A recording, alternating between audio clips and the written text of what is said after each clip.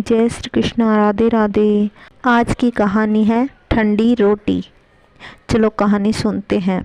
एक लड़का था, माँ ने उसका विवाह कर दिया, परंतु वह कुछ भी नहीं कमाता था, सारा दिन आवारा घूमा करता। माँ जब भी उसको रोटी परोसती तब वह कहती कि बेटा ठंडी रोटी खा ले। लड़के को यह समझ नहीं आया कि माँ ऐसा क्यों कहती है, फिर भी वह चुप रहा। एक दिन माँ किसी काम से बाहर गई तो जाते समय अपनी बहू को कह गई कि जब लड़का आए तो उसे रोटी परोस देना और परोसने के बाद कहना ठंडी रोटी खा ले।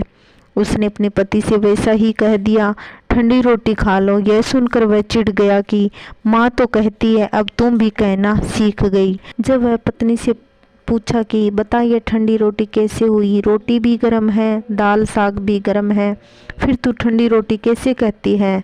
वह बोली कि है तो आपकी माँ जाने, आपकी माँ ने मुझे ऐसा कहने को कहा था इसलिए मैंने कह दिया। वह बोला कि मैं रोटी नहीं खाऊंगा, माँ तो कहती थी, अब तुम भी सीख गई।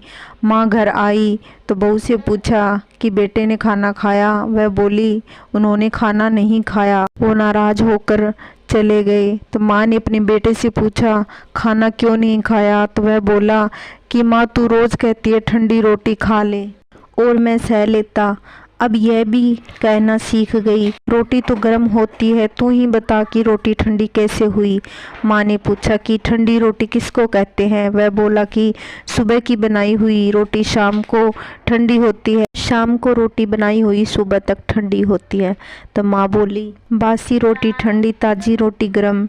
तो माँ ने कहा बेटा अब तू विचार करके देख, तेरे बाप की जो कमाई है वह ठंडी बासी रोटी है, गर्म ताज़ी रोटी तब होगी जब तू खुद मेहनत करके कमा कर लाएगा।